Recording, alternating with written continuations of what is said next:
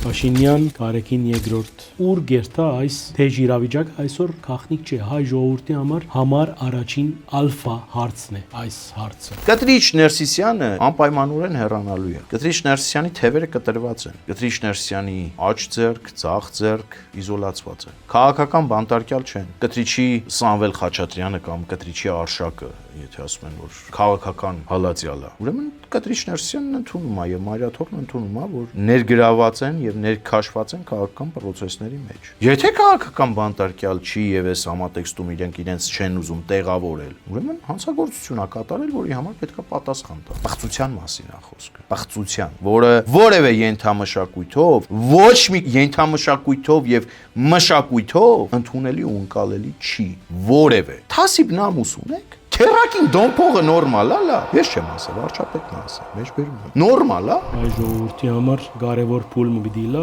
ինչպես գիտենք 2026-ի համապետական ընտրությունները առաջին անգամ լալով այսպես հետ բادرազմյան նոր իրավիճակով, ծեր գարձիկով որն են հավանական ուժերը, որոնք պիտի անցնին խորհրդարան։ Եթե 2021 թվականին պրոռուսական ուժերը Քոչարյանի գլխավորությամբ Հայաստանի Հանրապետության քաղաքացիների էմոցիաների վրա եւ նուրբ հույզերի ու նուրբ լարերի վրա խաղալով կարողացավ մոլորեցնել ու սողոսկել խորհրդարան, կարծում եմ 2026-ին սա գոնե թե Քոչարյանի մոտ չի հաջողվելու։ Հայտնվել են նոր ուժեր։ Իդեմս օրինակ Սամվել Կարապետյանի իրենց ձևով իրենք փորձում են Հայաստանի Հանրապետության քաղաքական դաշտի վրա ազդեցություն ունենալ եւ իրենց ուրույն ձևով, տարբերվող ձևով, որտեղ գերիշխող է փողը առաջին հերթին, հետո անձնական կապերը, հետո իհարկե վերևնաստված ներքևը Վլադիմիր Պուտինը։ Ձեզի համար շոկային էին ընտրությունները եւ կարճ խոսքով այնտեղ ով հաղթեց։ Նիկոլ Փաշինյանը, Քոչարյանի փողը, ով բարդվեց խորքի մեջ։ Պարտվեց ժողովրդի ծոցից դուրս եկած տեխնացուն իդեմս ինձ։ Ես սա հպարտորեն եմ արձանագրում։ Նախքան Արշակ Սրբազանի Ձերբակալվիլը իմի այդ ոդքասթի անձնավորությունները։ Հետո են։ Ոդքասթ կվարեն եւ դարբեր մեկնաբանություններ, որ Ոդքասթ կվարեն, ներողություն։ Դա ոդքաստ է, թե դա բանա։ Քուֆրչիների ներողություն սիրելի հայրենակիցներ, այս արտահայտությանս համար քուֆրչիների բիսետ կա։ Այդ արդարադատության սիմվոլը, արդարադատության գործիքը ի վերջո տալու է իրանց գլխին։ Այնքան միջև հասկանան, որ այդ ճանապարհով չի կարելի գնալ։ Այնքան միջև հասկանան, որ կարմիր գծեր չի կարելի հատել։ Մարդկանց անձնական տիրույթ չի կարելի մտնել։ Կա պետություն եւ կա պետության շահ։ Իդեպ պետությունը վերա ամեն ինչից ու ամենքից։ Հայաստանի Հանրապետությունը, պետությունը մեր վերա ամեն ինչից։ Այստեղ էլ եմ համակարծիք Նիկոլ Փաշինյանի հետ։ Իրական Հայաստանի Հանրապետությունը վերա ամեն ինչից ու ամենքից։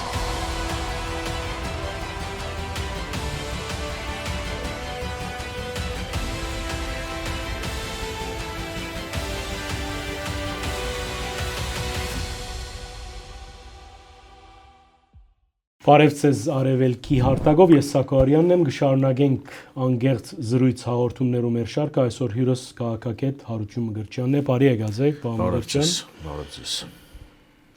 Ինչ ներքաղաքական լրություն կա մեր երկրի մեջ, ինչ է իրավիճակը, ինչպես կրնակ ներկայացնել մեր ագընթիրներում։ Շնորհակալ եմ հրավերի համար, ես չէի ասի, որ լռություն կա տարբեր օրակարգերից կարճելու մոլուցք, ցանկություն, գործողություն, ռադիկալ ընդդիմության կամ 5-րդ Շարասյան կողմից, որպեսզի քաղաքական հոսանքների եւ ջրերի վրա մինչեւ 26 թվականի ընտրությունները լող տան։ Այս համատեքստում 5-րդ Շարասյունը դիրքավորվել եւ չեմ վախենա այս բառն օգտագործել, խրամատավորվել է Մարիաթոր Սուրբ Էջմիածնի շուրջ եւ Կտրիչ Ներսիսյանին կարգել է իբրև այսպես իրենց քաղաքական միակ հենարան այս պահին փորձում են այս օրակարգը գեներացնել, քանի որ վարչապետի կողմից էլ այս օրակարգը այսպես հետևողականորեն տարվում է եւ եկեղեցին առողջացնելու օրակարգը շարունակում է ակտուալ մնալ եւ թեժանալ, իրենք այստեղ են դիրքավորվել, այստեղ են փորձում խրամատավորվել, այստեղից են փորձում հայտարարություններ անել։ Ինձ թվում է հունվար ամսից հետո քաղաքական դաշտում Երուսերը կսկսվի բառի բուն իմաստով, Շրջանակներ կան, որ կուլիսային աշխատանքներ են տանում, մարզային տարբեր գրասենյակներ են բացում, աշխատակիցներ են ընդունում, գումարներ են շռայլում ու պատրաստվում են 2026 թվականի ընտրություններին։ Մեծ հաշվով չի ասի, որ լռություն է, քաղաքական դաշտում օրակարգեր միշտ կան, քաղաքական դաշտում կան շրջանակներ, որոնք երդվյալ եւ անդերդվելի պրոռուսական ուժեր են եւ Ռուսաստանի Դաշնության շահը յուրաքանչյուր օր, յուրաքանչյուր պահի, յուրաքանչյուր վայրկյանի նրանք պահում են, որովհետեւ մեծ հաշվով ես իրենց էլ եմ հասկանում, այլընտրանք չունեն, գտնվում են Լուբյանկայի եւ ռուսական հատուկ ծառայությունների այսպես ակցանի տակ ու ամենօրյա ճնշում կա նրանց վրա։ Պետությունը տեսնում ենք, որ դրա դեմ պայքար է տանում, միայնակ չի տանում, ի դեպ դա արվում է Եվրամիության հետ միասին, Եվրամիության մեր գործընկերները նաև դրա մասին հրապարակային են խոսում, որ Հայաստանի Հանրապետությունում հիբրիդային պատերազմի գործիքակազմ է գործադրվում եւ կիրառվում ու դրա դեմ պայքարի լավագույն օրինակն ու միջոցը Մոլդովայի օրինակն է, որից պետք է օգտվի Հայաստանի Հանրապետությունը։ Եվ այս համատեքստում Եվրամիությունը Հայաստանի Հանրապետության կողքին է եւ ինչու ոչ նաև ֆինանսական աջակցություն է այս հարցում իրականացնում։ Սա է։ Քանի խոսեցաք ընտրություններուն մասին, որը հայ ժողովրդի համար կարևոր փուլ մտի լա, ինչպես գիտենք 2026-ի համապետական ընտրությունները առաջին անգամ լալով այսպես հետ բادرազմյան նոր իրավիճակով Ձեր կարծիքով որն են հավանական ուժերը, որոնք պիտի անցնեն խորհրդարան եւ երկրորդ մասը ինչ ճակատամարտ կսպասվի առաջնայինը անվտանգությունն է, տնտեսությունն է, ինչն է ի վերջո հիմնական օրակարգը, որուն շուրջ ժողովուրդը պիտի փոլորվի։ Հայաստանի Հանրապետության քաղաքացին 2020 թվականի 44-օրյա աղետալի պատերազմից եւ 2022-23 թվականի դեպքերից հետո հետևություններ պետք է անի ու այս համատեքստում իր ընտրությունը պետք է լինի։ Եթե 2021 թվականին պրոռուսական ուժերը Քոչարյանի գլխավորությամբ Հայաստանի Հանրապետության քաղաքացիների էմոցիաների վրա եւ նուրբ հույզերի ու նուրբ լարերի վրա խաղալով կարողացավ մոլորեցնել ու սողոսկել խորհրդարան, կարծում եմ 2026-ին սա գոնե թե Քոչարյանի մոտ չի հաջողվելու։ Կամ եթե հաջողվի շատ ավելի պակաս ձայների թվականակ է ստանալու, քան 21 թվականին։ Ինչու՞, որովհետև նախ օրակարգ էր իր համար դրել եւ սահմանել, որ պետքա միջև քոքը մաշացնելով ազատվի քաղաքացիական պայմանագրից, Լեռնային Ղարաբաղը պետքա որևէ պարագայում Ադրբեջանի կազմում չլինի, այս օրակարգներին իրենք հետապնդում եւ շարունակում են հետապնդել եւ իրենց հիմնականում քաղաքական գերեզմանափորը հենց այս օրակարգն է լինելու 2026-ի համար, եթե իրենք ունենան համարձակություն եւ իրենց նախընտրական ծրագրերի մեջ օրինակ զետեղ են Լեռնային Ղարաբաղի մեր քույրերի վերադարձի ճանապարհային քարտեզը եւ Լեռնային Ղարաբաղի վերադարձի ճանապարհային քարտեզը եւ ծրագրային դրույթ դա դարձնեն։ Եթե դա դարձնեն, ես գրեթե վստահ եմ, որ Հայաստանի Հանրապետության քաղաքացին այդ ծրագրային դրույթին նայելով նախկինում Քոչարյանի արտահայտած տեսակետներն ու դիրքորոշումները հաշվի առնելով Քոչարյանի քաղաքական տապանակարը քաշելու է 2026 թվականին նրա վրա։ Հայտնվել են նոր ուժեր, հայտնվել են մեծ ֆինանսական ռեսուրսների տիրապետող ուժեր, իդեմս օրինակ Սամվել Կարապետյանի եւ իրենց ձևով իրենք փորձում են Հայաստանի Հանրապետության քաղաքական դաշտի վրա ազդեցություն ունենալ եւ իրենց ուրույն ձևով, տարբերվող ձևով, որտեղ գերիշխող է փողը առաջին հերթին, հետո անձնական կապերը, հետո իհարկե վերևնաստված ներքևը Վլադիմիր Պուտինը։ Այդ եռանկյունին համադրելու են եւ 2026 թվականին փորձելու են արդյունքների հասնել։ Այստեղ Հայաստանի Հանրապետության քաղաքացին պետքա իր ընտրությամբ ապացուցի, որ իմաստուն ժողովուրդ է եւ կարծում եմ դա կապացուցի մեր քաղաքացին։ Այստեղ իրավապահ համակարգը պետքա գործի իր հնարավորությունների քարապատիկ, այսպես ջանք եւ երրանդ գործադրելու արդյունքում պետք է իրավապահ համակարգը նաեւ այս ուժերի դեմն առնի։ Կհաջողվի սա մեզ մոտ հավաքական առումով թե չի հաջողվի ցույց կտա ժամանակը, բայց մի բան ակնհայտ է, որ այսքան ես ինչի ասեցի 20 թվականից հետո Հայաստանի Հանրապետության քաղաքացին պետքա հետևություններ արած գնա 26 թվականին ընտրատեղամաս, որովհետև այսքան արհավիրքներից հետո ի վերջո մեր հայրենակիցները պետքա հասկանան եւ ոչ թե ընկնեն հետևանքների հետևից, այլ պատճառը փորձեն հասկանալ եւ այդ պատճառը հենց օրորոցում, հենց բնում խեղդեն։ Ի՞նչն է պատճառը։ Արտաքին քաղաքական է իհարկե։ Իհարկե 2026 ընտրությունները լինելու են արտաքին քաղաքական կողմնորոշման վերաբերյալ ընտրություններ։ Դու Հայաստանի Հանրապետության քաղաքացին պիտի պատասխանի ինքը շարունակում է Հայաստանի Հանրապետության ապագան տեսնել Ռուսաստանի Դաշնության հետ նրա ծակ անվտանգային հովանոցի տակ, թե Ռուսաստանի Դաշնությունից անջատ, անկախ, ինքնիշխան, սուվերեն պետության կարգավիճակում բոլոր պետությունների հետ, որոնց հետ կան ընդհանուր շահերը համադրելու համատեքստում։ Հիմա այսօր օրվա իշխանությունները լավ, վատ, թերի, ոչ թերի, բավարար կամ ոչ բավարար, բայց աշխատանք տանում են այդ ուղղությամբ։ Ռազմարդյունաբերության ոլորտը կարող ենք ասել, որ արդեն իսկ դիվերսիֆիկացված է։ Սա Հայաստանի Հանրապետության անվտանգային համակարգի համար լավ գործողություն է, թե ոչ։ Իհարկե լավ է։ Կախյալ վիճակը Ռուսաստանի Դաշնությունից տեսանք, թե մեզ ինչի բերեց։ 80-ականների զենքով զինված հայոց բանակը տեսանք, թե ինչպես դիմագրավեց արտաքին սպառնալիքներին։ Տնտեսության դիվերսիֆիկացման մասով ցավոք սրտի շոշափելի արդյունքներ չունենք գրանցած, բայց կան քայլեր, գործողություններ, որ միտված են դիվերսիֆիկացնելու տնտեսությունը։ Կան։ Բավարար են թե ոչ, իհարկե ոչ։ Հիմա այս հարցերին էլ պետք է Հայաստանի Հանրապետության քաղաքացին պատասխանի, ծանոթանալով քաղաքական ուժերի տեսլականի, նախընտրական ծրագրերի եւ անցած ճանապարհի հետ։ Սա շատ կարեւոր է, որովհետեւ ընտրությունից ընտրություն հավաստիացնում եմ ձեզ բոլոր քաղաքական ուժերի ծրագրերը գրեթե նույնական են։ Գրեթե նույնական են։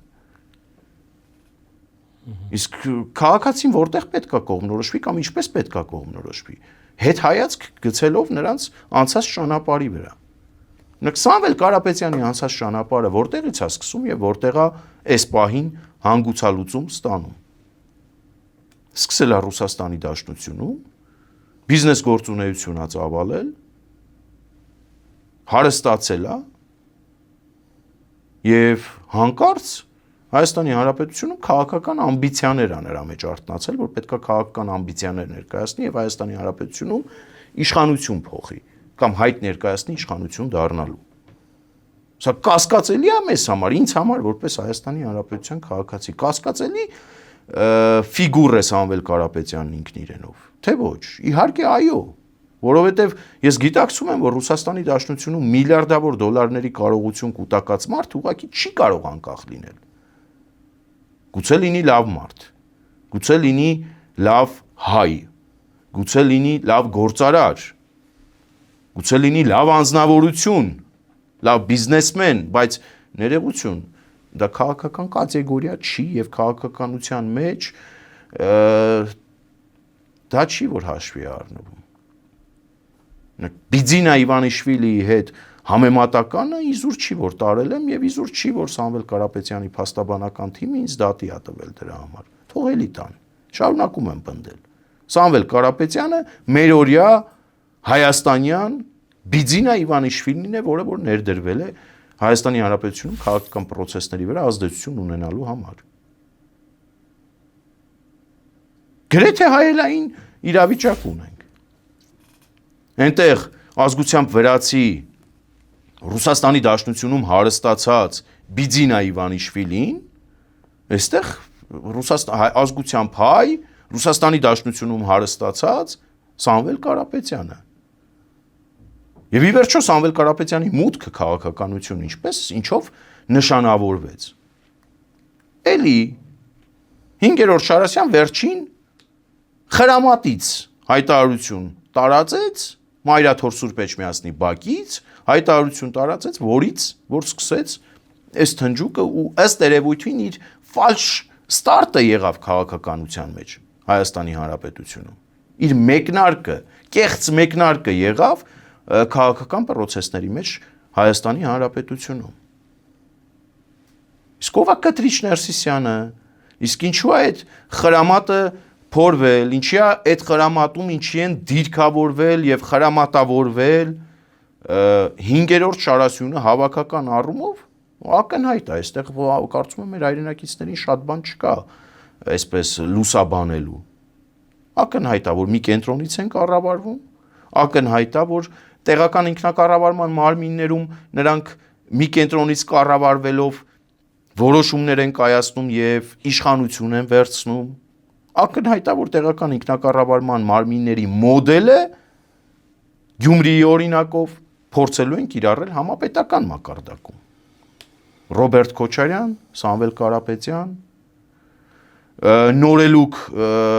սատելիտ Քոչարյանա-սերժական պրոռուսական ուժեր եւ դեմքեր, ովքեր Գյումրի երկու ունելու ծրագիր։ Այո, ովքեր պուպուշ դեմքով են հանդես գալիս, ովքեր փորձում են թևերն ամպոտ հրեշտակի դեմքով ներկայանալ Հայաստանի Հանրապետության քաղաքացիներին, փորձում են մոլորեցնել եւ փորձելու են մոլորեցնել 26 թվականին։ Դրա համար քաղաքացին պետքա ոչ ուշադրություն դարձնի նրանց գրպանի պարունակությանը, սա ամենակարևորն է։ Հակառակ պարագայում ընդհուպ նաև քաղաքացին կարող է հայտնվել իրավապահ համակարգի խոշորացույցի տակ ու թող որևէ մեկը վաղը չբողոքի, որ ինչի էսպես եղավ։ Առհասարակ քաղաքականության մեջ փողը չի կարող թելադրող եւ որոշող լինել բոլորի համար։ Սա խաղի կանոն է, որ որևէ մեկը պիտի չխախտի, ոչ քաղաքացին իր դիրքերից, ոչ քաղաքական ուժի իր դիրքերից եւ իր ունեցած հնարավորություններից ելնելով։ Եվ այո, Գյումրու օրինակը փորձելու են նաեւ համապետական ընտրությունների ընթացքում եւ ընտրություններից հետո կիրառել։ Կեղծ արևմտամետի դիմակով կարող են հանդես գալ։ Կեղծ ամերիկամետի դիմակով կարող են հանդես գալ եւ գալիս են։ Մեծ խաղ է, բայց ես ներքին համոզմունք ունեմ, որ Հայաստանի Հանրապետության քաղաքացին հավաքական առումով իմաստուն կգտնվի եւ ճիշտ ընտրություն կկատարի։ Առնվազն, եթե իմ կարծիքն եք ուզում իմանալ եւ իմ ցանկությունը իբրև հայ մարդ ով ուզում է որ այս պետությունը ոտքի կանգնի, այս պետությունը արագ տեմպերով զարգանա, ինձ համար ակնհայտ է, որ առնվազն խորհրդարանում պետքա ներգրավված լինի խորհրդարանական աշխատանքների մեջ առնվազն 1 արևմտամետ ուժ, առնվազն 1, որպեսզի կարողանա թե իշխանություններին աշխատեցնել, թե այդ 5-րդ Շարասյանը տեղը նստեցնել, թե նաև տեխնիկաց տեղը եւ անհրաժեշտության պարագայում իշխանություններին իրենց տեղը ցույց տալ։ Այդ արբիտրի դերը կատարող կարող է լինել որևէ արևմտամետ ուժ, ով իր հնարավորություններով եւ իր կարողություններով ունի շանսեր անցնելու խորհրդարան։ Ցավոք սրտի այստեղ ես լավ կանխատեսումներ չունեմ եւ իմ այս հրապարակային խոսքը եւ իմ այս կանխատեսումը թող նաեւ լինի ազդակ, թող նաեւ լինի մեսիջ արևմտամետ ուժերի համար, որպեսզի իրենք մի վերջին անգամ եւս հետեւություններ անեն, բոլոր առումներով անեն։ Բայց գարձեք իրենք պատրաստ չեն, չէ՞, կովի քալու։ Ցավոք ոչ, ես սա ցավով եմ արձանագրում, որովհետև բոլորի հետ ունեմ անձնական հարաբերություններ, մարդկային հարաբերություններ, քաղաքական անցած ճանապարհ եւ ցավով եմ ես սա արձանագրում։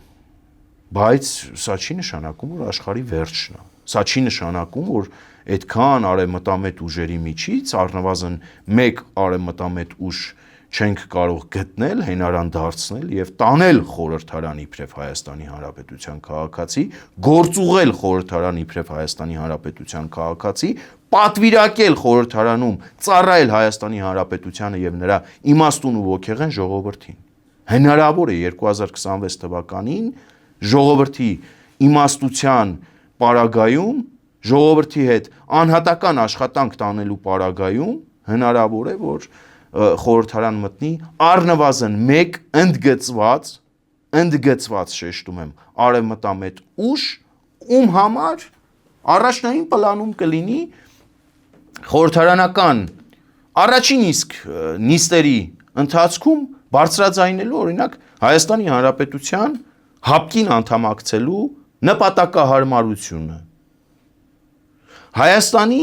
եւ Ռուսաստանի Դաշնության հարաբերությունների վերաիմաստավորումը, տեսեք, ես չեմ ասում Հայաստանի եւ Ռուսաստանի Դաշնության հարաբերությունների խզումը, այլ վերաիմաստավորումը,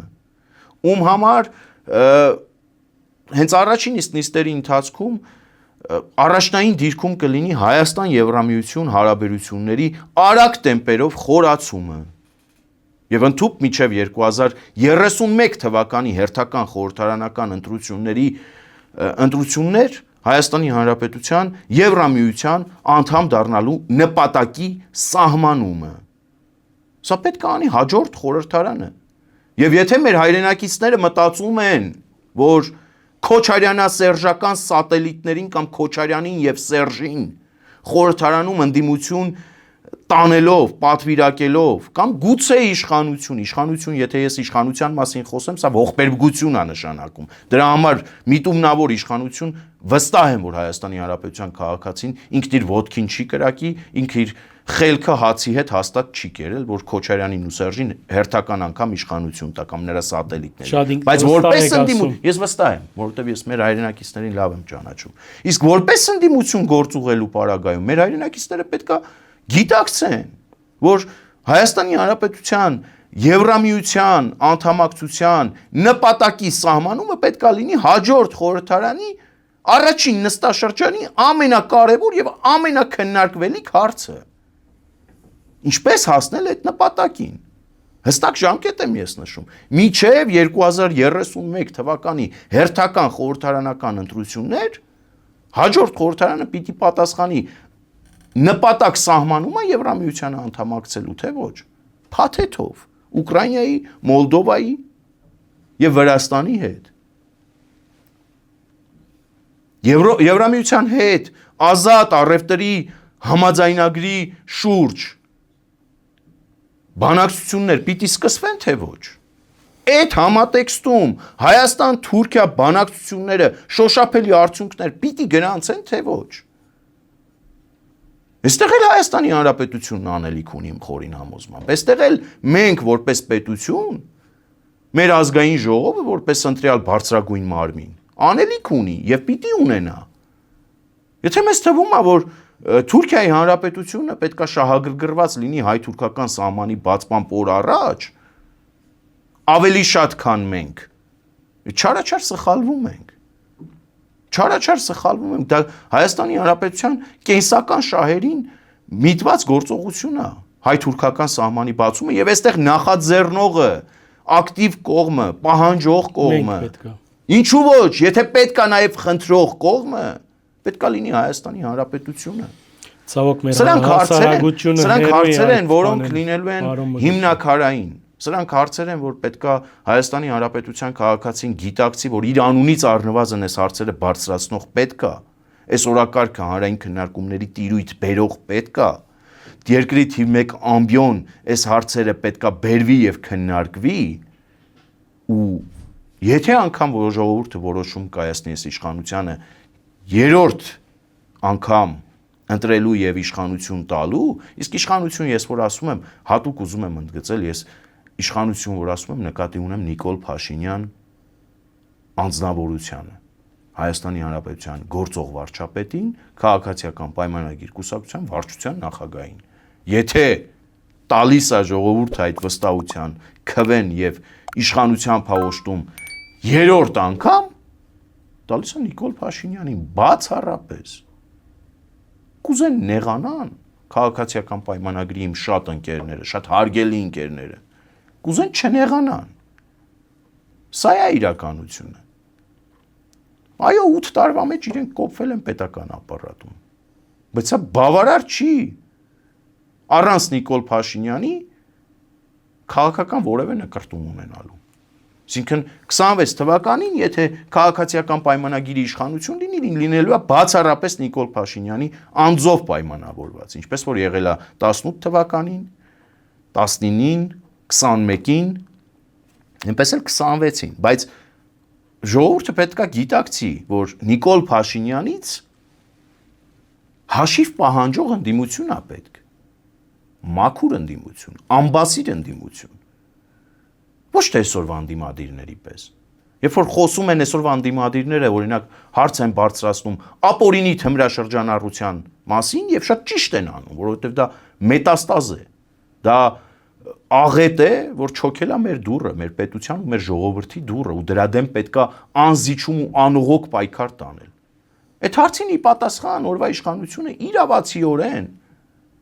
օգտվում է իրավիճակից եւ այդ ընդդիմությանը մեղադրում է նրանում, որ իրենց հանրահավաքների ընթացքում իրենց պալատկեքի տակ մարդիկ էին գերդոզավորումից մահանում։ Այս ընդդիմությունը խոսում է չարաշահումներից, կոռուպցիայից, որոնք, գիտեք, կոռուպցիան բոլոր տեղերում կա։ Այլ հարց է, թե դրա մակարդակն ու չափը ուր է հասնում։ Բայց այդտեղ էլ, այսօրվա ընդդիմությունը խոսելու տեղ չունի։ Խոսում են կոռուպցիայից, իրենց շարքերում ամենամեծ կոռուպցիոներներն են նստած։ Եվ սա ցավոք սրտի պետք է արձանագրեմ ձեռք տալիս թե գործող իշխանությանը այս կոնֆիգուրացիան եւ այս իրավիճակը, թե նաեւ գործող ռադիկալ խորհրդարանական ընդդիմությանը։ Լռելիային մեկը մյուսին սպասարկում են ինչ-որ առումով, առանց պայմանավորվելու, առանց կուլիսներում մեկը մյուսի հետ, չգիտեմ, քննարկումներ ունենալու, առանց սուրճի սեղանի շուրջ քննարկումներ ունենալու, ուղղակի հայացքով նրանք մեկը մյուսին հասկանում են։ Ո՞վ է տուժում, պետությունն ու ժողովուրդը։ Չպիտի լինի ի վերջո այդ խորհրդարանում մի ուժ, որ Նիկոլ Փաշինյանին ասի եղբայր։ Քանի տարի է խոսում ես հապկի անգործության, հապկի անարդյունավետության, հապկում մեր անելիք չունենալու մասին։ Երբ ենք դուրս գալու։ Անհամադեղելի։ Երբ ենք դուրս գալու այդ կառույցից, եղբայր։ Կարելի է իմանալ։ Հարգելի Նիկոլ Փաշինյան, մեկը պիտի լինի այնտեղ, որ հարցնի, սիրելի հայրենակիցներ, այս հարցը ռետորական հարցերի շարք է, որ ձեզ ա ուղղված։ Հենց ձեզ, դուք պիտի այս հարցերին պատասխանեք։ Պիտի լինի այնպիսի ուժ, որ խորհրդարանում Նիկոլ Փաշինյանին ասի, եղբայր, դու այն վարչապետն ես, ով հայտարարել է, որ մարտի 1-ի գործը ամբողջությամբ բացահայտված է։ Հայաստանի Հանրապետության վարչապետին առընթեր մարմիններ են, գլխավոր իրավապահ համակարգը։ Ի վերջո գլխավոր դատախազին նշանակել է այսօրվա խորհրդարանը։ Լավ հարցեր են, որ պատասխաններ են պահանջում։ Մարտի 1-ի գործը բացահայտված է։ Ուր է։ Գողերը, հանցագործները, նարկոբարոնները, բդեշխները տեղական, ուր են, ասեմ ուր են, մեր շուրջ են, թալանացն են վայելում, թալանացն են սպիտակ դաշտ բերում, սրա համար էր մեր պայքարը, անձամբ Նիկոլ Փաշինյանի պայքարը սրա համար էր, ես այդ կարծիքին չեմ, բայց պետք է հասկանալ ինչի դա չի ստացվում, պետք է այս հարցերը տվող լինի, պահանջատեր լինի, օրվա իշխանությանը աշխատացնող լինի։ 26 թվականին այս ամենակարևոր շեշտադրումը այստեղ պետք է լինի ժողովրդի։ Ում են իրենք գործուղում խորհրդարան, կապ չունի ընդդիմություն թե իշխանություն։ Երկուսն էլ մեր մոտ թյուր ընկալում կա, թյուր ըմբռնում կա, որ իշխանությունը իշխանություն է, ընդդիմությունը իշխանություն չէ։ Այնինչ իրականում ընդդիմությունն էլ իր մասով իշխանության մաս է կազմում։ Իր առողջ քննադատությամբ, իր հետևողականությամբ, իր ժողովրդին ծառայելու պատրաստակամությամբ, իր ի վերջո պետության կողմից ընձեռված հնարավորություններով, որ ժողովրդի ընտրությամբ իրենց տրվում է։ Ինչի՞ է թվում, որ իշխանության հետ չի կարելի բանավիճել, իշխանությանը չի կարելի աշխատացնել, կամ ինչի՞ է թվում ամենակարևորը, որ ընդդիմությունը պետք է լինի հայոյանք տվող։ Առողջ ընդդիմությունը կարող է իշխանության լավ ի նպաստ պետություն արված գործողությունները ողջունել, ձեռք սեղմել իշխանության, քաջալերել, որպեսզի այդ ճանապարհով գնան, իսկ իշխանության սայթակումների պարագայում իշխանությանը անողոք քննադատել ու ճիշտ ուղու վրա բերել։ Բացատրեք ինձ խնդրում եմ, սա իշխանությունա թե չէ, սա լծակա թե չէ։ Ու ինչի՞ է մսխվ է Հայաստանի Հանրապետությունում 2021 թվականից մինչև այսօր այդ հնարավորությունն ու այդ լծակը։ Որովհետև մարդիկ իրավամբ կոչված չեն եղել դրան ծառայելու առաջին հերթին։ Երկրորդ իրենց կենսագրությամբ ուղղակի հնարավորություն չունեն այդ օրակարգը սպասարկելու։ Ու դա ձեռք է տալիս բացառապես իշխանություններին։ Գիտեք, խոսեցանք եվրոինտեգրման մասին, այսօր հատկապես ինտիմատիր շրջանակներ այս թեմային ակնարկելով գսեն, թե ինչ չափանիշերու մասին է խոսքը, երբ Հայաստանի մեջ այսօր կան քաղաքական բանդարգյալներ։ Մենք վերջին էպիզոդը տեսանք նախքան Արշակ Սրբազանի Ձերբակալվիլը իմն է միմի այդ ոդքասթի անձնավորությունները։ Հետով են։ Podcast կվարեն եւ դարբեր մեկնաբանություններ, որ podcast կվարեն, ներողություն։ Դա podcast է, թե դա բանա, քուֆրչիների ներողություն սիրելի հայրենակիցներ, այս արտահայտությանս համար քուֆրչիների բիսետ կա։ Հիմա իրենք այդպես չեն ես հասկանում եմ, որ Վարդան Ղուկասյանների ֆենոմենը բոլորն են ուզում հասկանան։ Բայց ուզում եմ իրենց տխրեցնել Հայաստանի Հանրապետությունում չինական Վարդան Ղուկասյաններ ու դոգեր ուղակի չեն լինելու։ Որովհետև նրանց գլխին մուրճով հարվածելու են, չագուճով տալու են գլխներին։ Էս էլ թող հասկանան այնպես ինչպես կուզեն, բայց ես նկատի ունեմ դա իբրև արդարադատության սիմվոլ։ Մուրճ արդարադատության սիմվոլ նկատի ունեմ։ Այդ արդարադատության սիմվոլը, արդարադատության գործիքը ի վերջո տալու է իրանց գլխին։ Այնքան միջև հասկանան, որ այդ ճանապարհով չի կարելի գնալ։ Այնքան միջև հասկանան, որ կարմիր գծեր չի կարելի հատել։ Մարդկանց անձնական տիրույթ չի կարելի մտնել։ Մարդկանց չի կարելի հայհոյել։ Եթե իրանց ժամանակ լիներ ու իրանց փափագած Հայաստանին մենք ուզենանք վերադառնանք, իրանց հետ վարվելու տարբերակ կա։ Փայլուն տարբերակ կա։ Գուցե շատերի սրտով։ Թույլ տվեք ես այդպիսի կոչեր ձեր եթերից չանեմ։ Իրենց ժամանակ զուգարաններում մարդկանց էին ծեծում, պրիվետ ռոբ արտահայտության համար։ Իրենց ժամանակ քաղաքական սպանություններ էին տեղի ունենում, բռնություններ էին ժամանակ եղան այդպիսի դեպքեր։ Ներողություն Սերժ Սարգսյանի ժամանակ ինչի դեպքեր իրադարձություններ տեղի չեն ունեցել։ Ես կարծեմ ցեզի։ Իհարկե տեղի է ունեցել։ Սերժ Սարգսյանը ինչի Ռոբերտ Քոչարյանից ամորֆ մարմին է եղել, գուցե առանձին հարցերում, հատկապես արտաքին քաղաքական հարցերում Սերժը մի փոքր ավելի հավասարակշռված դիրքորոշում է ունեցել, բայց նրանց գործելավոճը ներսում եղել է եւ արտացոլվել է, ինչքան ուզենք, այնքան կխփենք հայտնի արտահայտությամբ ու գործողություններով։ Ինչքան ուզել այնքան խփել են, ուզել ոնց ուզել այտենց խփել են։ Սյունիքի դեպքերը չեք հիշում, Հարսնակարի դեպքերը չեք հիշում։ Մարտի 1-ի գործը կոծկելը ինչի չեք հիշում, սա հանցագործություն չէր։ Հանցագործություն չի, որ միջև այսօր մարտի 1-ի գործով չկան ձերբակալվածներ եւ պատասխանատվության ենթարկվածներ։ Իհարկե հանցագործություն է։ Հանցագործություն կոծկելը ավելի մեծ հանցագործություն է։ Հանցագործությունը չբացահայտելը, եթե հատկապես դա իշխանական եւ իրավական դիրքերից օգտվելով է դա արվում, դա ավելի մեծ հանցագործություն է։ Պիտի ուզեք ասել, որ դուք գոհ եք Հայաստանի թադա իրավական մարմնի գործունեությունից։ Ոչ, իհարկե ոչ։ Դատա իրավական համակարգի անկատար թերի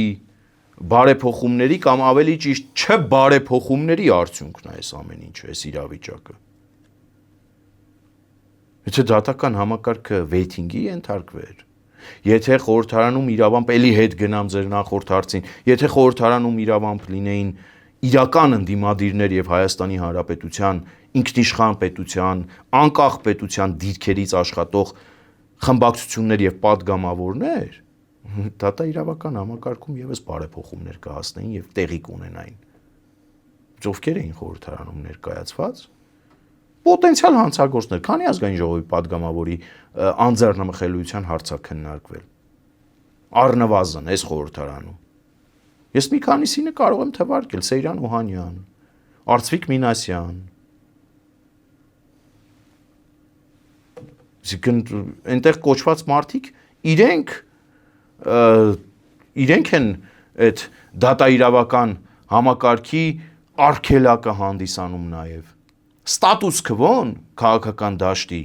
ներկա ստատուս քվոն եւ դրա պահպանումը ձեռնտու է բոլորին։ Բացառությամբ առողջ քաղաքական ուժերի։ Բացառությամբ այն ուժերի, որոնք Հայաստանի Հանրապետության ապագան չեն տեսնում Պուտինի ոտքերի տակ մատաղարած։ Ցավոք սրտի կա այն ինչ որ կա։ Ժողովուրդը պիտի հետևություն անի։ Ուզում է այս լճացման մթնոլորտը եւս 5 տարով երկարաձգել, թող երկարաձգի։ Թող երկարաձգի։ Եթե ուզում է։ Ես համոզված եմ, որ մեր հայրենակիցները կոփվել են այս տարիների ընթացքում, հատկապես ձեռքբերումներից մեկը համարում եմ 2018-ից հետո այն, որ Հայաստանի Հանրապետությունում տեղի են ունենում ազատ արդար ընտրություններ, սա ձեռքբերում է եւ փառք ու պատիվ Նիկոլ Փաշինյանին այս ձեռքբերումը մեզ տալու համար, բայց թերությունները շատ են պետության մեջ եւ այդ թերությունները պետքա շտկվեն։ Անձի պաշտամունքով որևէ մեկը պիտի չտարապի։ Չկան ինձ համար եւ համոզված եմ նաեւ Հայաստանի Հանրապետության քաղաքացիների համար պաշտելի անձինք։ Անձի պաշտամունքը շատ վտանգավոր բան է։ Պետք է այդ դաշտ չմտնել եւ այդ դաշտ, եթե մտնում են ոմանք, իրենց ամեն ինչ անել, որպեսզի դուրս գան այդտեղից։ Կա պետություն եւ կա պետության շահ։ Իդեպ պետությունը վերա ամեն ինչից ու ամենքից։ Հայաստանի Հանրապետությունը պետությունը մեր վերա ամեն ինչից։ Այստեղ էլ եմ համակարծիք Նիկոլ Փաշինյանի հետ։ Իրական Հայաստանի Հանրապետությունը վերա ամեն ինչից ու ամենքից։ Պետության ներսում գործող բոլոր ինստիտուտներից առանձին են, այդ ՀԿ-ներ, շարժումներ,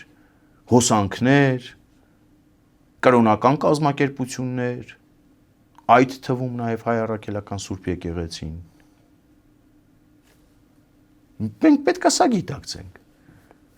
Պետությունի վերջո կառուցելու ենք մենք, թե ոչ։ Պիտի կառուցենք։ Արվում է գործողություններ օրվա իշխանությունների կողմից ինստիտուցիոնալ առումով, որպեսզի պետությունը կայանա։ Միանշանակ առնվազն ժողովրդական խոսք կա, հա, անաղուհաց քրդի շան դիրքում կլինեմ, եթե ես սա չարձանագրեմ։ Իհարկե արվում է, բայց սա բավարար չի, սա սրա տեմպերը կարող է ավելի մեծանալ։ Եթե Հայաստանի Հանրապետության, մեր պետության կայացման ճանապարհին, մեր պետության ոտքերից, մեր պետության քթից, մեր պետության միրուքից, եթե կուզեք, կախված չլինեն բազում օտարերկրյա գործակալներ եւ այդ գործակալական ցանցը Հայաստանի Հանրապետությունում ոչնչացվի։ Ցավոք խորհրդարանում այդպիսի առնվազն պատկեր է ձևավորվել, որ կան ուժեր, կան շրջանակներ, կան անհատներ, որ Հայաստանի Հանրապետությունը, Հայաստանի Հանրապետության անկախությունը սակարկման առարկա են դարձնում։ Կան ուժեր, որ Հայաստանի Հանրապետությունը, իրական Հայաստանի Հանրապետությունը թողած Հայաստանի Հանրապետության սահմաններից դուրս ինչ որ բան են ուզում, ինչ չենք կարող հասկանանք, երկրորդ հայկական պետություն են ուզում, երրորդն են ուզում, բա որ ուզում են ինչի չէին ճանաչում, կամ որ ուզում էին ինչի չէին անում գործողություններ, որ դա պահեն, Էսա։ Մա ես օրինակ ինձ համար անհասկանալի կլինի նախ դաշնակցություն կուսակցության մասնակցությունը ընտրություններին, թողտվությունը պետության կողմից այդ կուսակցության ընտրություններին մասնակցել։ Ես կարծում եմ, որ ժողովրդավար երկիր ենք, բայց ես կարծում եմ, որ դաշնակցության մասով իրավապահ մարմինները ասելիք պետք է ունենան այդ կուսակցությանը։ Պետք է հասկանալ դա Հայաստանի Հանրապետության շահերին ծառայող, Հայաստանի Հանրապետության ժողովրդին ծառայող ուժը, հայաստանյան դաշնակցությունը, թե չգիտեմ, Հայաստանի Հանրապետությունը միութենական պետությունում տեսնող, Հայաստանի Հանրապետության իրական Հայաստանի սահմաններից դուրս այլ պետություն տեսնող, այդքանով Հայաստանի Հանրապետության պետականության ինքնիշխանության, պետական անվտանգության տակ անուղակի կերպով ռումբ տեղադրող ուժը։ Այս առումով Մոլդավիո բարական աշխատող է այդ ինտիմատիրներու վերաբերյալ։ Ես կարծում եմ, թե Մոլդովայի օրինակը պետքա լինի իշխանությունների համար դաս, եւ սա իրենց նաեւ եվրոպացի մեր գործընկերները ակնարկեցին, թե նաեւ Ֆրանսիայի օրինակը։ Այո, այն ուժերը, որ իրական Հայաստանից դուրս 29743 քառակուսի կիլոմետրից դուրս Հայաստանի Հանրապետություն կամ պետություն են պատկերացնում։ Գիտեք, շատ լավ բան է պատկերացնելը։ Ես էլ գուցե իմ լավ երազներում դա տեսնում եմ, դա պատկերացնում եմ։ Ասել գուզեք մեծ միացյալ Հայաստան։ Բայց դրա այդ օրակարգը բերել առաջնային պլան եւ դրան հիմնականում գեներացնել հանրային ներգրավվածությունը այդ օրակարգը սպասարկելու համար, սա պետական անվտանգության համար սպառնալիք է։ Կգարձեք, որ իշխանությունը հadoop այս օրակարգի գեներացումը ինտիմության կողմէ կօգտագործե որպես, ասենք, մահակ։ Քիչ առաջ նշեցիք, որ Արցախի հարցը պիտի դառնա գերեզմանափոր այս ինտիմության համար։ Ես իզուր չեմ նշում, որ պիտի դառնա գերեզմանափոր, որովհետև այս ընդդիմությունը 5 տարի շարունակ լոլոյա կարդացել Հայաստանի Հանրապետության տարբեր մարզերում, քաղաքներում Ղարաբաղի դերոշներա տնկել, Ղարաբաղում իշխանությունա փոխել, որը հանգեցրել է պետության լուծարման, որը չի ընդունում այսօր պաստորեն այդ իշխանությունը։ Այո, եւ այս ընդդիմությունը պետքա ի վերջո այդ օրակարգի ազնիվ լինի առնվազն թե իր ընտրողների նկատմամբ, թե մյուս քաղաքացիների նկատմամբ։ Եթե իրենք 5 տարի շարունակ թմբկահարել են Արցախ, Արցախի վերադարձ, արցախցիների Արցախ վերադարձ, Կտրիչ Ներսիսյան, այս վերջերս, եթե սա թմբկահարել են իրենց համար, նախընտրական ծրագրերի առաջնային կետը պիտի լինի դա։ Լեռնային Ղարաբաղի վերադարձ կամ ղարաբաղցիների Ղարաբաղ վերադարձ, ճանապարհային քարտեզ, ու թող գնան ընտրությունների։ Թող գնան, որ Հայաստանի Հանրապետության քաղաքացին իրենց եւ իրենց ծրագրերով հանդերձ գրողի ծոցն ուղարկի, իր քվեարկությամբ, պատմության աղբանոցն ուղարկի, ոմանց KGB-ի պատվալն ուղարկի, ոմանց KGB-ի իրանց պետերի մոտ, իրանց գիրկը ուղարկի Հայաստանի Հանրապետությունից դուրս։ Ես ինչի եմ անընդհատ ասում, որ ժողովուրդ ջան, իրենք պետք է այս օրակարգով գան, կամ պետք է այլ օրակարգ մեզ առաջարկեն։ Քանի որ իրենք 5 տարի շարունակ խոսել են եւ իրենց մեխը դարձրել են դա, նպատակը դարձրել են դրանք, իրենք պետք է դա ծրագրային դրույթ դարձնեն, որպեսզի ժողովուրդը կողմնորոշվի, հակառակ պարագայում, գիտեք, այնքան հեշտ է այլ տարբերակներով հասարակությանը մոլորեցնել, որ փորձում են իմանալ։ Օրինակ Վանաձորում կկառուցենք 1000 ու մի գործարաններ։ Մոլեր կառուցողները եկեղեցիներում, որ Կտրիչ Ներսիսյանի բանդայի կողմից հիմա եւ տարիներ շարունակ կառավարվել է, ներդրումներ կամ գումարներ ներդնելն է, չգիտեմ ինչ նպատակներով, բարեգործությունը շատ լավ բան է, ողջունելի է, եթե իրավամբ դա բարեգործություն է, եթե դա բարեգործություն է, բարեգործության սկզբունքներից եւ պահանջմունքներից մեկը քաղաքակիրթ աշխարհում բարեգործի գաղտնիության սկզբունքի պահպանումն է։ Ես առնվազն թերահավատորեն եմ մոտենում այն բարեգործներին, ովքեր 100,000 պայմանական եմ ասում, $100,000 բարեգործություն են անում, $300,000 այդ բարեգործության մարքեթինգային ծախսերի վրա են գումար հատկացնում, որպեսզի այդ բարեգործությունը ներկայացվի Հայաստանի Հանրապետության քաղաքացիներին եւ գուցե նաեւ դրսի տերերին։ Ես դրան կասկածամտորեն եմ մոտենում եւ շատ կասկածով եմ վերաբերվում այդպիսի բարեգործներին։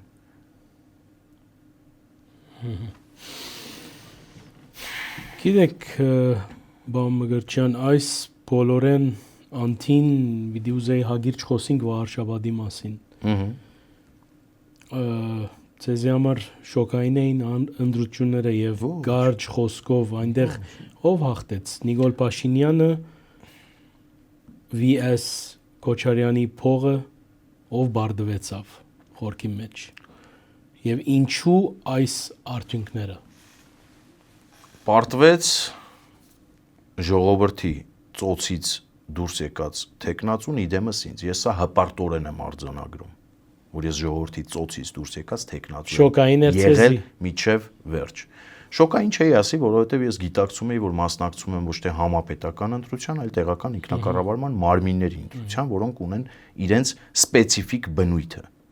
ցավոք սրտի տեղային այո անուշապերների ինստիտուտ հոգևոր դասի ինստիտուտ եւ կիրառում վաղաշապատում թաղային հեղինակություններ վարչական ռեսուրս վարչական լծակներ եւ այդպես շարունակ ես գիտակցում եի թե ինչի տակ եմ մտել հիմա խուզում եմ էլի առիթից օգտվելով շնորհակալություն հայտնել 1241 քաղաքացիներին ովքեր ընտրել են ինձ ես խոնարհվում եմ նրանց առաջ եւ շնորհակալ եմ բոլոր քաղաքացիների համար վաղաշապատ խոշորացված համայնքի բաց եմ, անկախ նրանից ունեմ մանդատ թե չունեմ, ես ամեն դեպքում վաղաշապատ խոշորացված համայնքի պրոբլեմները իմ պրոբլեմներն եմ նաև համարում եւ իմ անձնական պրոբլեմն եմ համարում եւ ես գնալու եմ այդ պրոբլեմների լուծման յետևից, սա թող իգիտություն ընդունեն վաղաշապատի բոլոր քաղաքացիները, անկախ նրանից իրենք իմ ընտրողն են եղել, թե իմ ընտրողը չեն եղել բոլորի համար բաց եմ, եթե կան խնդիրներ վաղաշապատ խոշորացված համայնքում եւ իրենց խնդիրները լսելի չեն, ես առնվազն կարող եմ դրանք լսելի դարձնել եւ ինչու ոչ հետեւողականություն ցուցաբերել, որպեսզի այդ խնդիրները լուծվի։ Ես գիտակցում եմ, որ սա իմ ընտրությունները եւ արդյունքները այսպեսին կարող է լինել։ Ով հաղթեց քաղաքացիական պայմանագրի ներկայացուցիչը։ Հանուն արդարության պիտի ընդգծեմ, որ ընտրություններից անմիջապես հետո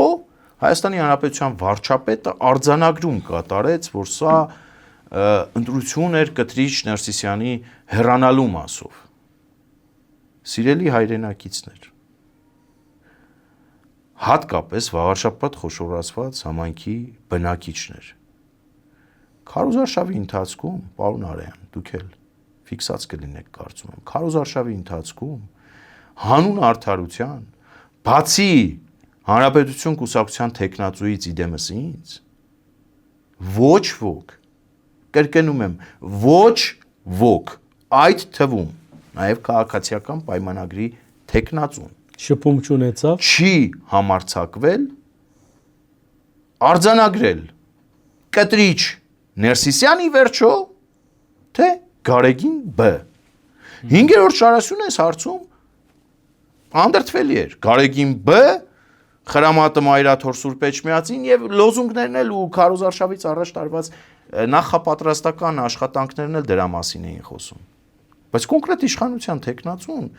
այդպես էլ մի քանի բանավեճի ընթացքում դրանից դուրս իր անձնական չեմ ասում ԿՓ-ի տեսակետը, իր անձնական տեսակետը չարտահայտեց Կտրիչ Ներսիսյանը ի վերջո թե Գարեգին B-ը։ Ես ի տարբերություն ոմանց իմ սկզբունքներին չեմ դավաճանում։ Ես ասել էի, որ Կտրիչ Ներսիսյանը պետք է հեռանա եւ հավատացեք եւ տեսակ, Հիմա էլ որ գսեք։ Վաղարշապատի ընտրություններին չկաշկանդեցին, որ ես ընտրությունների ընթացքում էլ ասեմ, որ Կտրիչ Ներսիսյանը պետք է հեռանա։ Փոխեցիք ձեր խոսքը։ Չեմ էլ պատրաստվում փոխել։ Ոչ մի քաղաքական շահ այսպես կշերքի նժարի վրա դնելով։ Եթե մարդիկ կան, որ ու կային, որ նժարի վրա դնում էին եւ փորձում էին չափել, հաշվարկներ անել, ես ժողովրդի հետ բաց ու թափանցիկ եմ եղել։ Ու հստակ կարող եմ արձանագրել, որ ինձ ընտրած առնվազն 1241 քաղաքացին ասում է Կտրիչ Ներսիսյանը օր առաջ պետք է ազատի Վեհարանը։ 1241 քաղաքացու մասով 100% վստահ եմ, որ իրենք կիսում են այդ օրակարգը, որովհետև իմ հիմնակարային կետերից մեկն է եղել թե Կտրիչ Ներսիսյանին իբրև հայ առաքելական եկեղեցում Գրիգոր Լուսավորչի գահազավթած անձնավորությունը անդրադառնալը, թե նաև առհասարակ Մայրաթոր Սուրբ Էջմիածնին եւ այդ հիմնարկին եկեղեցապատկան հողերի մասով ունեի ծրագրային կետեր, դրա մասին էի բարձրաձայն խոսում։ Ի վերջո պետք է նաև արձանագրենք, որ Վաղարշապատում ուղակի թե անուղակի, ուզեն թե չուզեն, կընդունեն թե չեն ընդունի, բուլդոզերի, քաղաքական բուլդոզերի գործառույթ եմ իրականացրել ես, բացելով ճանապարհ նրանց համար, ում համար բացվեց։ Ես բարձրաձայն, առանց վախենալու, առանց վարանելու, սեփական անձս թիրախի տակ դնելով վաղարշապատցիների աչքերն եմ բացել։ Ովքեր են թեկնածուները։ Իմ քարոզարշավի մեխը սա էր, որովհետև ես այս ընտրություններին, Վաղարշապատի ընտրություններին մասնակցելուց առաջ 3 անգամ հայտարարություն եմ տարածել, որ չեմ պատրաստվում մասնակցել ընտրություններին։ Ինչ ինձ ստիպեց մասնակցել։ Հանրապետություն կուսակցության նախագահ Արամ Սարգսյանի այսպես առաջարկը, որ անպայման մասնակցել, եւ հիմքում դրվել է ինչի մասնակցել հարցին ես գտել եմ պատասխան, առաջին հերթին Գյումրի 2 թույլ չտալու։ Արել եմ դա, արել եմ, որ Գյումրի 2, ամեն ինչ արել եմ, որ Գյումրի 2 չլինի Վաղարշապատում, արել եմ, էլի եմ կրկնում, կուզեն կընդունեն, չեն ուզի չեն ընդունի, դրանից իրականությունը չի փոխվում, Վաղարշապատցիներն առնվազն տեսել են, իրենք են տեսել, հիմա կունենան այդ մարդկային որակները դա ընդունելու եւ արձանագրելու, ուղղակի արձանագրելու, շնորհակալությունը թող իրենց գլխին կպնի, պետք չի, ես ինչ անում եմ իմ ժողովրդի ու իմ պետության համար եմ անում, թող արձանագրեն, չեն ունենա, կներեք, ես իմ նպատակը այն ինչ որ սահմանել է Գյումրի 2 թույլ չտալու իրականացրել եմ եւ թույլ չեմ տվել, թեկնածուների այսպես դիմակները պատռելով եւ մեզ ցավոք սրտի չբավարարեց ընդամենը 13 քվ ու սա անարդար է, միանշանակ անարդար է, միանշանակ հաճելի չէ, բայց նաև հաճելի է այն առումով, որ գեցե ժողովրդավարությունը։ Ժողովրդավարությունը այսպիսի բան է, որ 13 ձայնը կարող է որոշիչ լինել եւ քաղաքական ուժին թույլ չտալ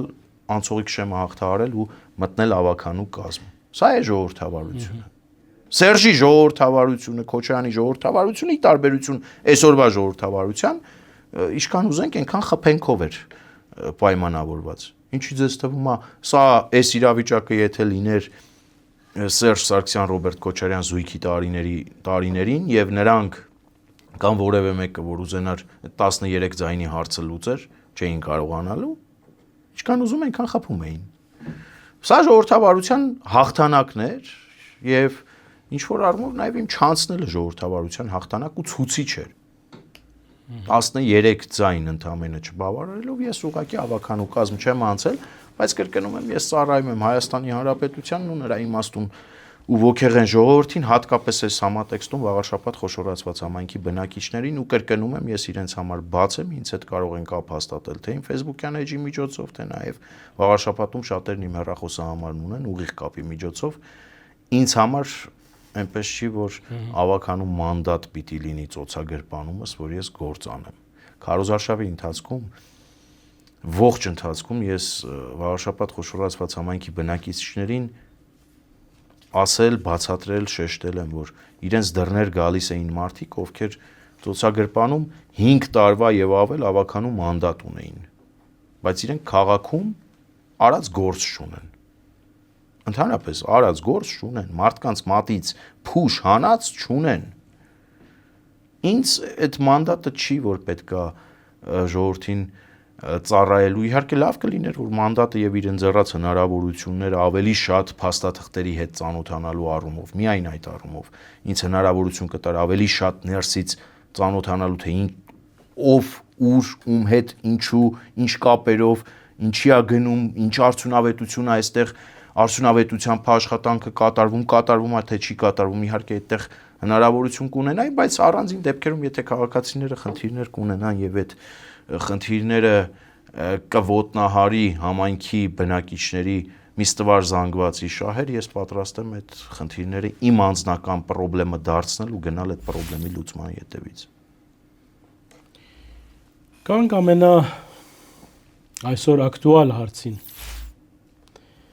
Փաշինյան, Գարեգին II, ես դակավին կշարունակեմ Գարեգին II դիմելացևով այս հարցերը խմբագրել։ Գիտեք, գա գարձիկ, որ վարչապետը ընդունելով 10 կամ 8 եպիսկոպոսներ փեգում առաջացուց այս խնդրի մեջ եւ ինչպես տարբեր շրջանակներ գսեն, քննարկը թրավ մայրաթորի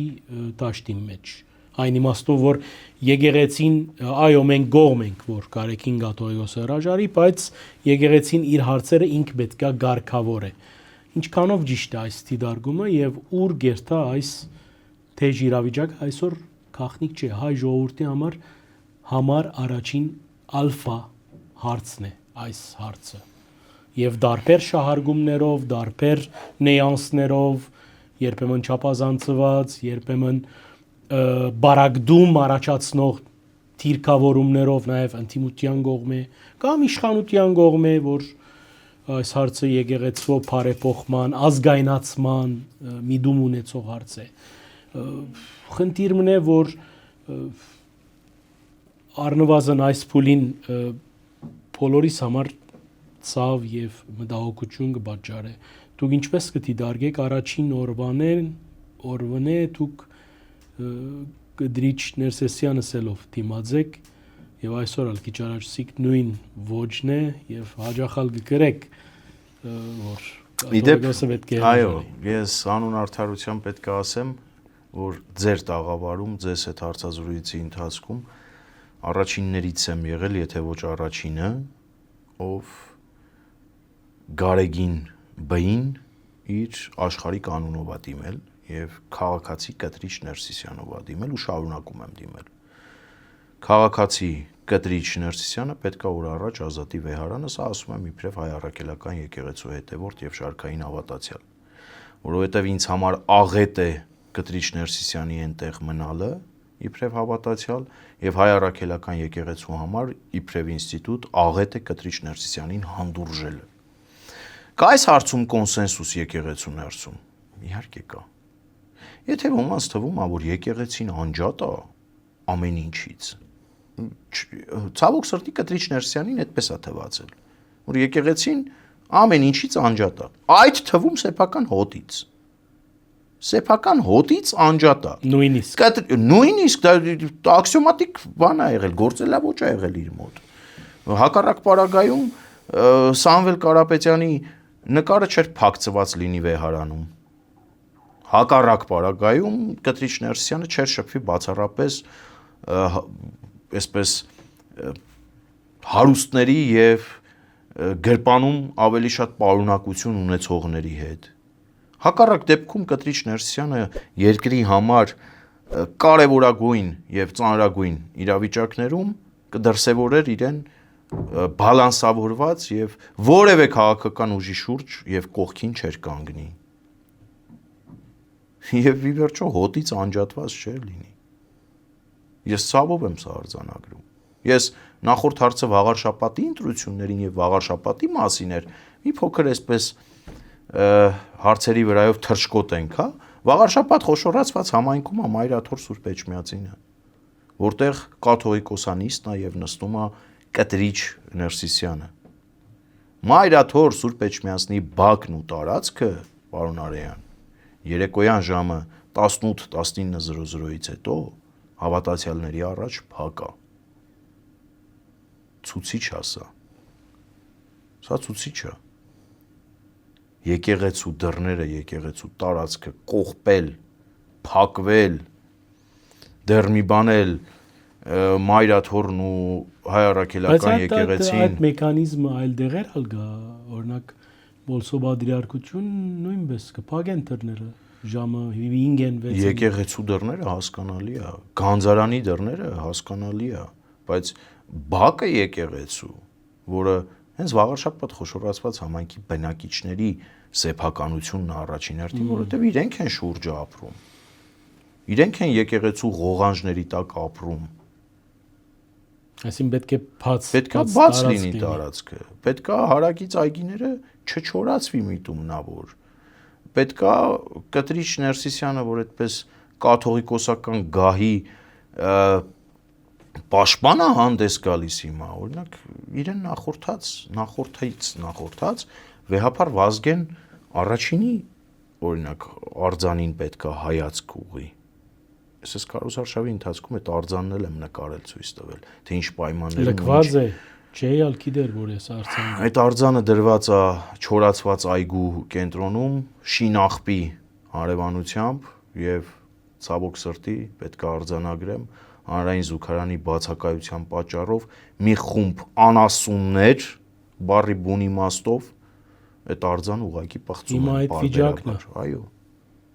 Այո։ Եվ դուք խոսած եք այս մասին։ Այո, խոսած, ինչ միայն ես, վաղաշաբաթի բնակիչները դա կհաստատեն։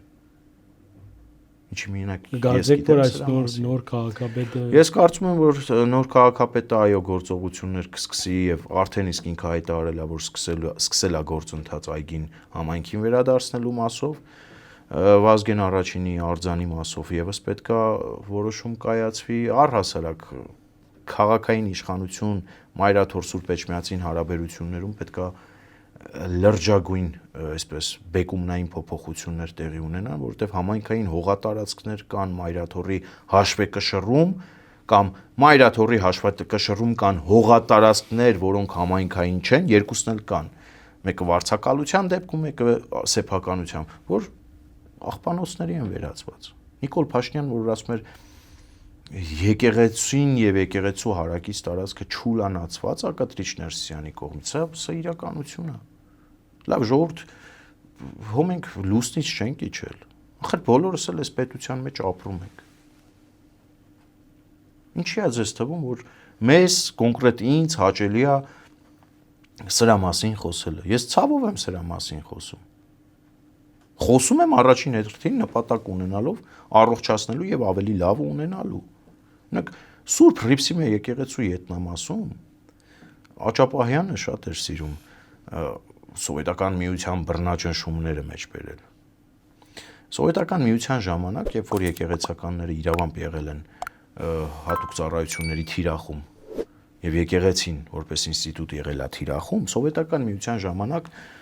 Սուրբ Հռիփսիմե եկեղեցուն, որը կառուցվել է 618 թվականին, եկեղեցու ետնամասում կառուցվել է մի չքնաղ այգի, որը վերածվել է այսօր աղբանոցի։ Հարց ասա, թե ոչ, հարցա։ Կտրիչ Ներսիսյանը վերադառնալով ձեր հարցին, անպայմանորեն հեռանալու է։ Կտրիչ Ներսիսյանի թևերը կտրված են։ Անուղակի կերպով թևերը կտրված են։ Կտրիչ Ներսիսյանի աջ ձեռք, ձախ ձեռք, հավատարիմ գործընկեր, հավատարիմ բիզնես ընկեր, ոնց կուզեք մեկնաբանեք, իզոլացված են։ Կատարած հանցագործությունների պատճառով են իզոլացված։ Քաղաքական բանտարկյալ չեն։ Եթե քաղաքական, ասում են, դրանք քաղաքական բանտարկյալներ են, օրինակ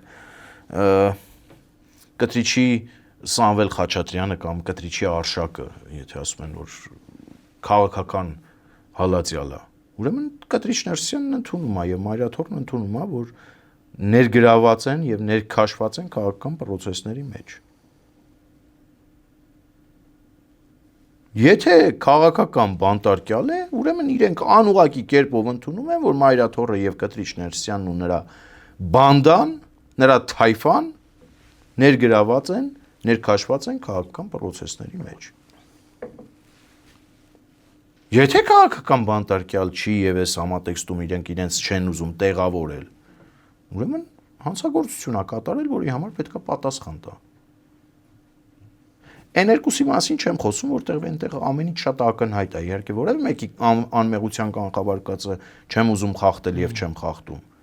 Բայց ամեն դեպքում այնտեղ կան տրվել է հանրությանը ձայնագրություններ, հանրության սեփականությունն է դարձել ձայնագրություններ, կա հարուցված քրեական գործեր,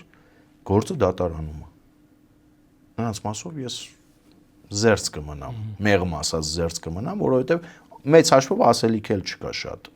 Ամեն ինչ պարզից էլ պարզ է։ Ինչ կարծեք գարականան այս գործընթացները։ Ես կարծում եմ, որ հոգեվորականության շրջանում կա լուր կոնսենսուս մինուս Կտրիչ Ներսիսյան եւ նրա թայֆա հայ առաքելական եկեղեցին առողջացնելու համար։ Մայրաթոր Սուրբ Էջմիածինը առողջացնելու համար։ Մեր սրբության սրբոցը պղծության սիմվոլներից ազատելու համար, մեր սրբության սրբոցը պղծության հովանավորներից ազատելու համար։ Սա կարծում եմ ակնհայտ է։ Գիտեք, պղծության մասին է խոսքը։ Պղծության, որը որևէ ենթամշակույթով, ոչ մի ենթամշակույթով եւ մշակույթով ընդունելի ու ընկալելի չի։ Որևէ ու սրա դեմ պետք է պայքարել։ Ու ես ուզում եմ այն հորթի հրճվանքով Կտրիչ Ներսիսյանի պաշտպանությամբ զբաղվողների ինքնավստահությունից։ Այդ որ մշակույթով ու ենթամշակույթով են իրենք ապրում, որ տեսագրությունների հրապարակված տեսագրությունների հետ, որը քննչական կոմիտեն արդեն իսկ արժանահավատ է համարել եւ իրական, որ խնդիր չեն տեսնում։ Մի հատ այդ հորթի հրճվանքով Կտրիչի պաշտպանների ինքնավստահությունից եմ ուզում։ Պրոբլեմ չեն տեսնում։ Խնդիր չի։ Խնդիր չի։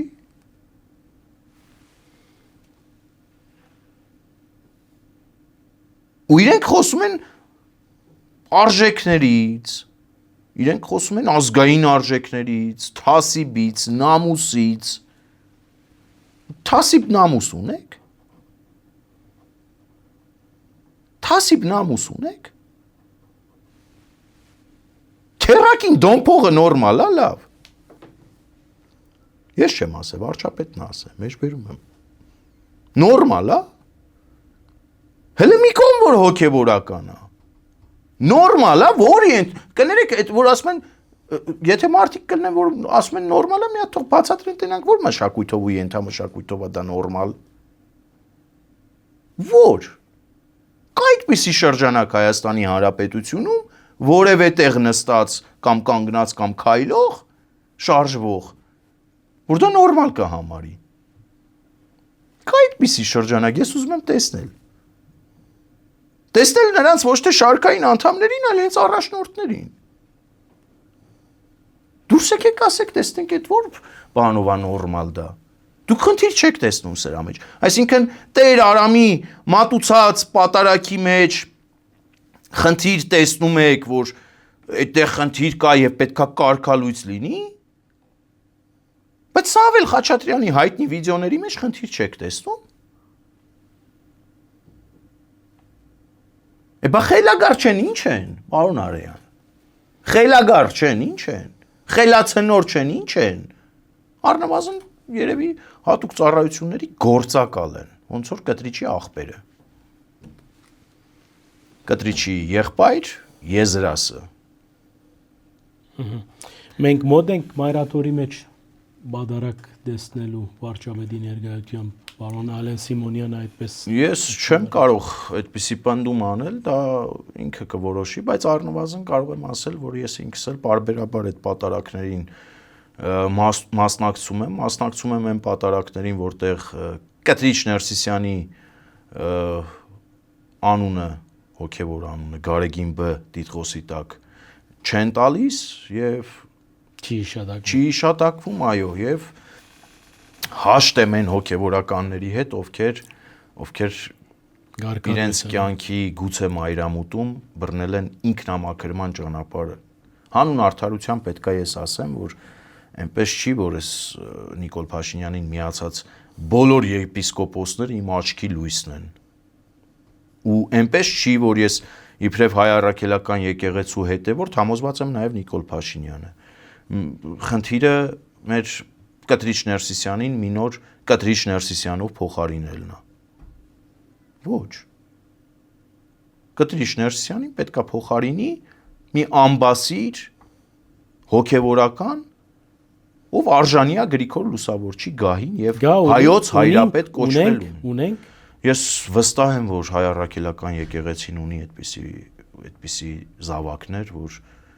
ունեն այդ կարողությունները եւ կարող են իրենց ժողովրդին ծառայել եւ այդ հոգեվոր ծառայությունը մատուցել։ Իհարկե կան, բայց այն պնդումները հատկապես Կտրիչ Ներսիսյանական շրջանակներից հնչող, որ Կտրիչ Ներսիսյանի փոխարինողը պետքա լինի Կճոյանը, ես քարոզարշավի ընթացքում այսպիսի խոսք էի ասել, որ թևավոր խոսք էր դարձել։ Ես իմ երկու ձեռք ասում էի կկտրեմ, բայց Քոչարյանասերժական եւ պրոռուսական ուժերին չեմ միանա։ Սա կարող եմ պրոյեկտել իմ կյանքի վրա, իդեպ։ Վաղարշապատից հետո պրոյեկտել իմ կյանքի վրա եւ սա իմ կյանքի այսպես ընթացքում սկզբունք իբրև ворթեգրել պաշտոնապես հենց ձեր եթերում ես իմ երկու ձեռքը կկտրեմ, նորից եմ ասում, բայց քաղաքական իմ կարիերայի ընթացքում պրոռուսական եւ քոչարյանասերժական ուժերի ձեռքը քաղաքական առումով չեմ սեղմի։ Ու սրան հավելում ասեմ, ես իմ երկու ձեռքը կկտրեմ, բայց որևէ պարագայում հավանություն չեմ տա այն օրակարգին, որը Կտրիչ Ներսիսյանին մեկ այլ Կտրիչ Ներսիսյանով փոխարինելու նպատակ կհետապնդի։ Նավասարդ arczepiskopos Կճոյանը ցավոք սրտի ինքը Կտրիչ Ներսիսյանի փոխարինող չի կարող լինել։ Ասեմ ավելին, ես կարծում եմ, որ պարոն Կճոյանը նաև այս ամեն ինչը հանգուցալուծելուց հետո Հայաստանի Հանրապետության քաղաքացիների աչքերի մեջ նայելով, հավատավոր ժողովրդի աչքերի մեջ նայելով, բոլոր օդում կախված հարցերի պատասխանը կտա եւ եթե դրանից հետո անհրաժեշտություն լինի, անհրաժեշտություն առաջանա նրա գնալու եւ դրանով հայ առաքելական եկեղեցին ել ավելի առողջացնելու, ես կարծում եմ պարոն Կճոյանը նաեւ այս ճանապարհով կգնա։ Որովհետեւ գիտեք վնասի կեսից ժողովուրդը մի հատ լավ ասացվածք ունի, սա թող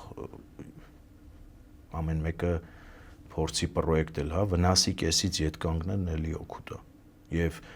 պարոն Կճոյանի այս գործողությունը ես այս համատեքստում եմ դիտարկում, որ վնասի կեսից ետ կանգնելը ինքը արձանագրեց, որ էլի օգուտ է։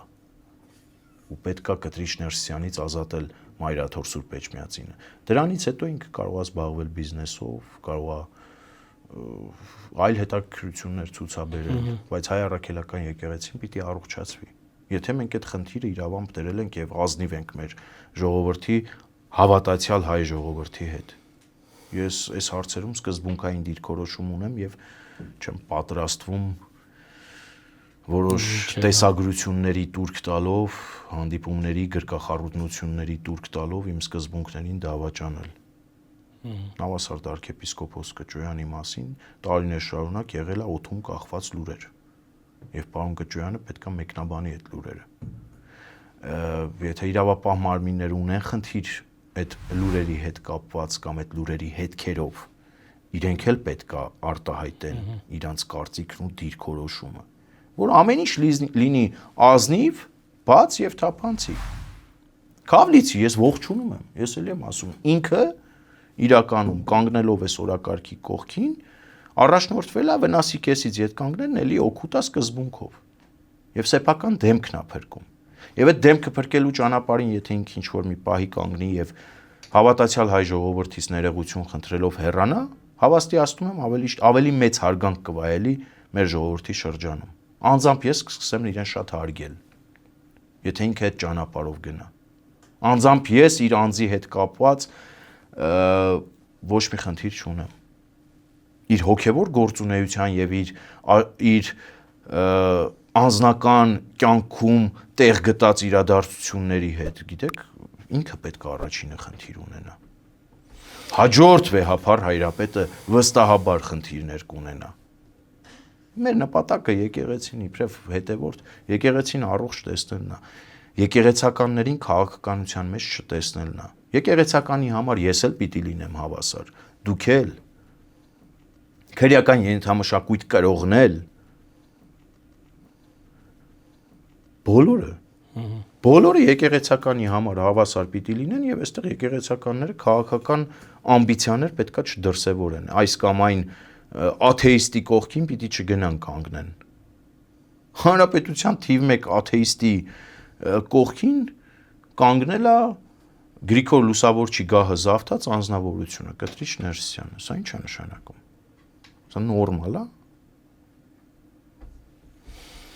Անգերտ զրույցեր, շնորհակալ ենք։ Ես էլ եմ շնորհակալ։ Մեր ագնտիրներն հիշեցնեմ, որ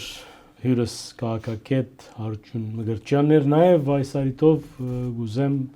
նշելով մեր անկախ հարթագի առաքելության շարունակությունը, նաև այս առումով ձեր նեցուգը մեզի լայք մսեղմելով, մեկնաբանություն մտողելով, այդպիսով խտանած գլակ մեր գործունեությունը